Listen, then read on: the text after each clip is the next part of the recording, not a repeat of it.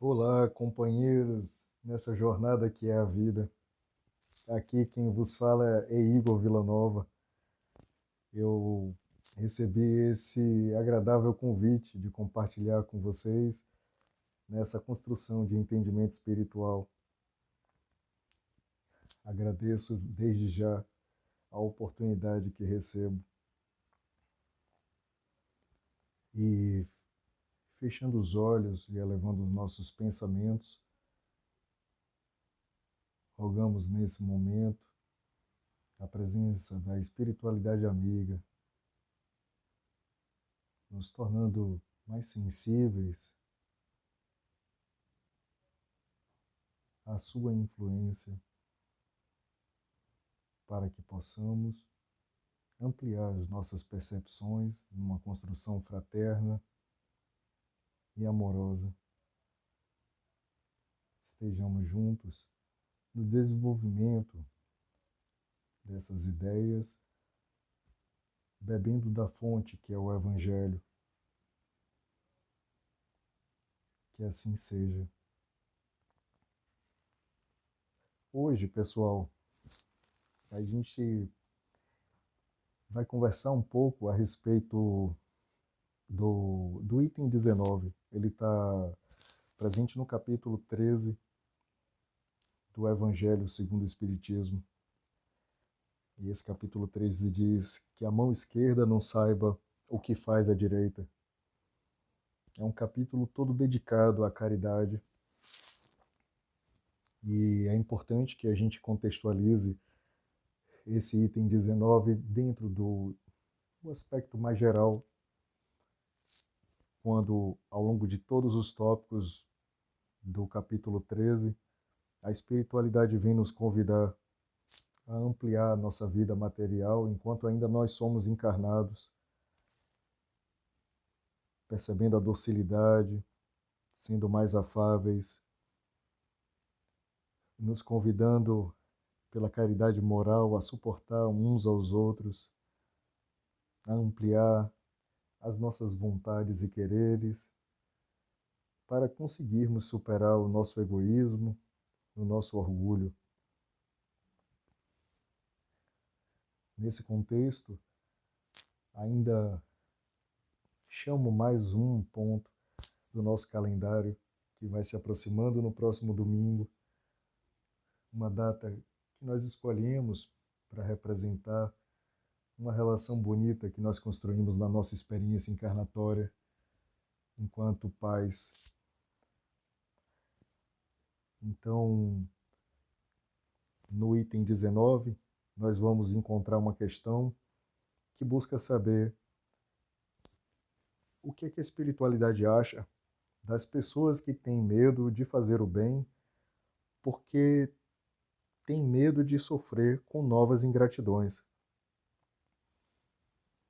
A gente vai tentando contextualizar isso e vai sentindo, dentro do fluxo das ideias, algo que nos pede para pensar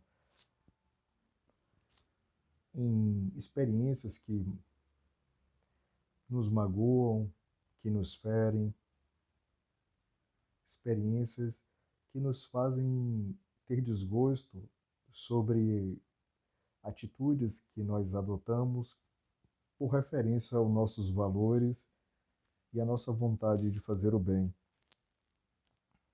De uma outra maneira, a gente pode contextualizar dizendo: será que os pais que buscaram nos valores cristãos fazer o bem, amar, proporcionar o que tinha de melhor para os seus filhos, teriam, de alguma forma, a licença quando fossem sofrer pela ingratidão, de interromper o seu gesto bondoso e ter com isso uma licença espiritual? A pergunta dessa maneira, ela já muda um pouco a conotação e a espiritualidade vai nos explicando passo a passo para ampliar nosso entendimento e permitir nossa consciência nesse assunto.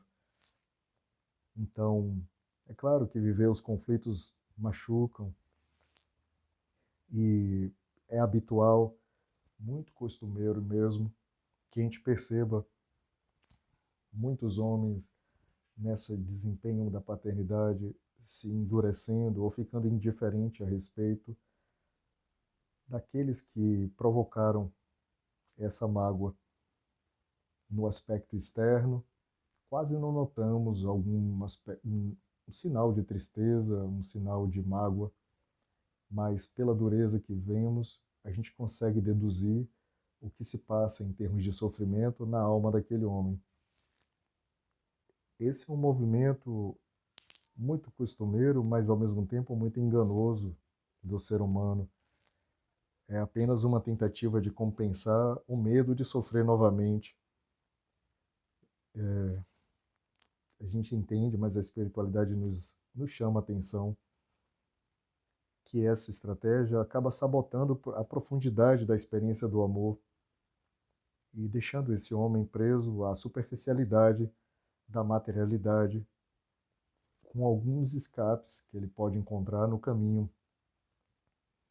Ainda de maneira bem cuidadosa, a espiritualidade nos chama a atenção de que essa mágoa sentida pode refletir muito mais o nosso egoísmo, por nós pensarmos que essa caridade precisaria ser recompensada, ou o nosso orgulho por imaginar que o gesto dos beneficiados pela caridade precisaria ser um gesto humilde de reconhecimento. E a espiritualidade, observando esses pontos, e já tendo desenvolvido ao longo de todo o capítulo um convite para que nós superemos esses aspectos de vícios dentro de nós, ela nos convida a pensar que, seja qual for a maneira que a ingratidão tenha nos alcançado, que a gente possa retomar a fluidez e a flexibilidade de viver, reparando no amparo trazido pelo Evangelho, ao nos permitir entrever os contornos da vontade divina por ampliar a nossa percepção espiritual, quando eles nos mostram que não existe nenhum bem que se perca dentro da existência, que a gente pode entender a ingratidão como uma prova do nosso próprio desinteresse. Todo o nosso bem que é feito germina quando chegar o tempo. É um convite à nossa fé. E que o nosso gesto de bondade abranda até os corações mais endurecidos. E ainda é um chamado para que a gente não se deixe abater na decepção. Ainda nos mostra mais coisas quando indica o ingrato, uma hora quando desenlaçado do corpo, ampliando a sua percepção, terá toda a lembrança do bem que recebeu, e essa própria lembrança provavelmente será um dos castigos que a gente pensa que este ingrato, em um dado momento, vai buscar se melhorar, reparar e acabar querer reparar, né, aquele que foi o benfeitor.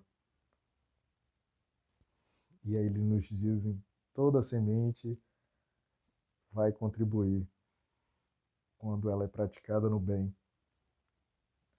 E eles nos mostram que a reencarnação é uma oportunidade grande de reencontros e aprendizados, que muitas das vezes o que nós chamamos de caridade é apenas uma aparência momentânea, onde confundem-se os algozes com os benfeitores na esteira das existências, sem que possamos dizer quem começou primeiro a ofensa, mas dado sempre a oportunidade de começar a amar e agir caridosamente. Então, pessoal, fechando esse entendimento, eu agradeço pela atenção, pela sintonia que conseguimos construir. Parabenizo todos os pais pelo Dia dos Pais que vem chegando